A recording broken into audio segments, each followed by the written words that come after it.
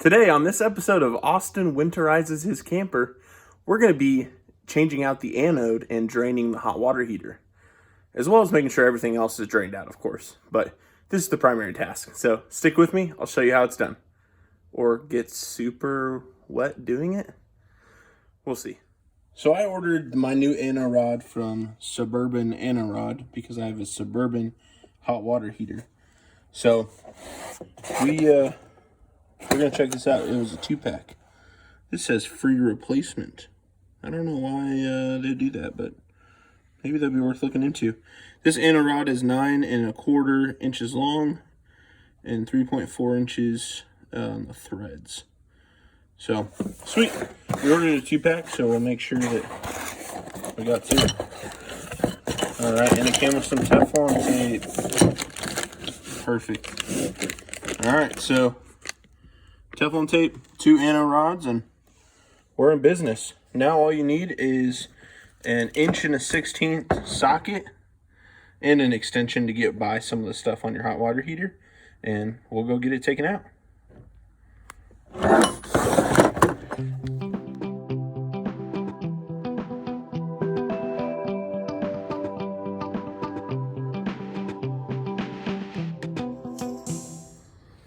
Alright, so this is where the hot water heater is on our Palomino SS-550, and likely the same setup on your guys' RVs. So you go ahead and pop this down, and you can see all the water heater components. Right here you have your pressure relief valve. I was told by my brilliant neighbor, who's been camping a lot longer than me, that once you crack that open, sometimes they don't seal any longer, so we're going to leave that alone.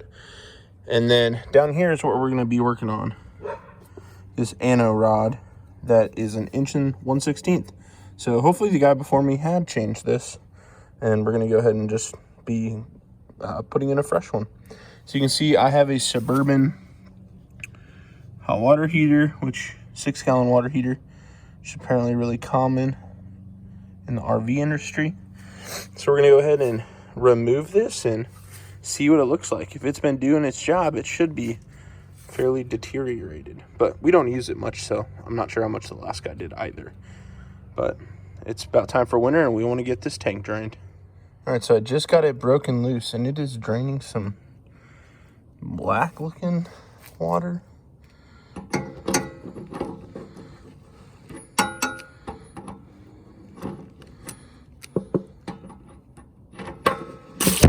Oh, ho, ho, ho. Well, you saw it here first, folks. That was super explosive, and our rod is gone. Oh my goodness. Well, I got super wet. My phone is super wet. All right, well, we're gonna let that drain, and clearly we needed a new one. Goodness gracious. This is why you do it, folks. So this is what happens when you let your Anode go for too long. Holy smokes. Completely gone. That's wild. I'm so glad we're doing this. And we're getting a ton of water out of the tank before it freezes tonight. Man, this is why you want to check in on what maintenance you need to do on your RVs to make sure everything is in tip-top shape, and also you get all the water out of your camper before winter, because that would be real bad. So we're going to go ahead and get the new one popped in, let it finish draining, and go on and make sure everything else is drained. I think we have everything drained on the camper. We have a primary drain valve. Let me show you. It is right there. So this drains everything out of the, oh, there's some in there, looks like just a little bit. So make sure everything is out of the system, and it looks like most of the water is drained out of this. So just making sure there's nothing in there for when it freezes. Now we're gonna go ahead and get this cleaned out a little bit better. You can buy a tool to get in there and spray all that junk out.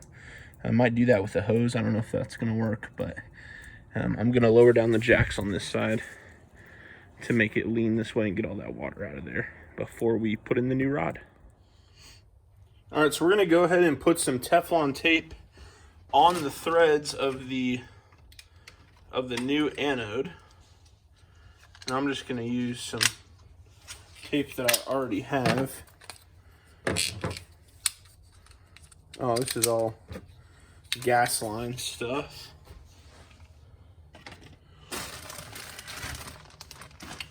I guess I'll just use what they gave me because I don't know where my normal water line tape is. It probably works similarly, but I'm just gonna use what they gave me because I guess that would make the most sense. All right. They gave us just a little roll of it here. All right. So your anode screws in clockwise, so you're going to wrap this Teflon tape counterclockwise so that when it screws on, it's pushing it on. So it's going to hold on the tape better. Sorry for my sniffling, it got chilly out here.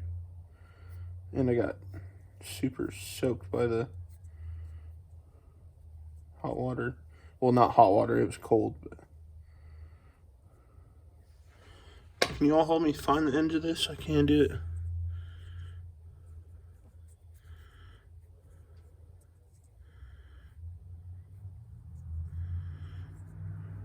All right, we'll be back with the scheduled programming once I can find the dang end of this thing. Good gracious. All right, we'll be back. All right, I found it. Thanks for your help. All right. So we're going to go ahead and get this wrapped on there.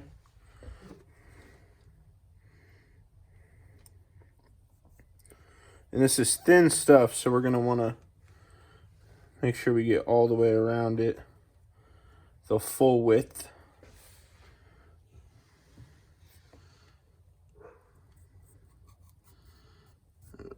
Start at the bottom here. And from what Wrangler Star said, watch his channel quite a bit, 3 times is key. So that's 2-ish. So started on that row. So now we're going to work our way up.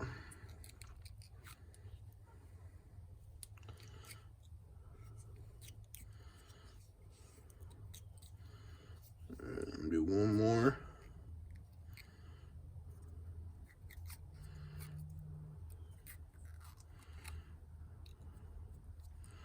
Alright, that should be good. It's probably a little bit more than necessary, but we will see. So now we're going to go put this in the camper and get her tightened down. Should be good to go. Alright, ready to rock. Nice piece of, I think it's aluminum. One of them said aluminum. Alright, sweet. All right, so you can see we did have some particulates come out of there. So it's good to get this all cleaned out, but we don't have the cleaner thing. So we're just gonna put this back in and hope for the best. So from what I'd heard, it helps to put it in at a little bit of an up angle because the weight of the anode is gonna make it hard to screw in properly.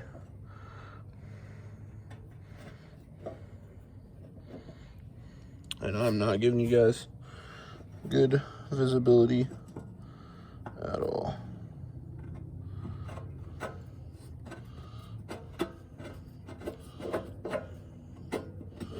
All right, I'm gonna put my socket on it and see if we can do it that way. All right, here we go.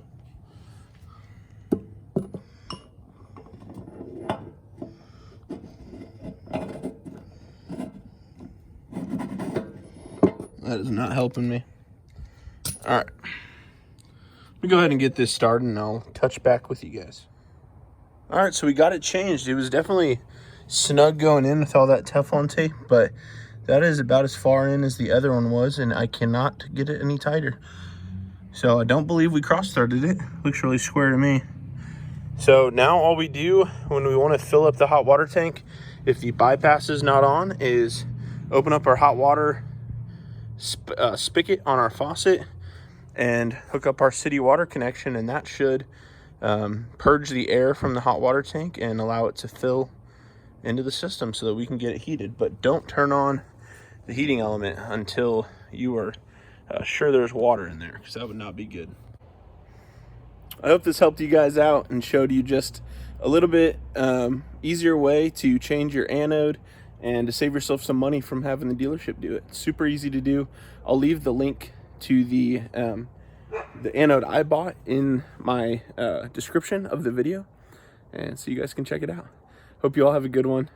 Keep on creating memories in your campers, and we'll see you on the next one.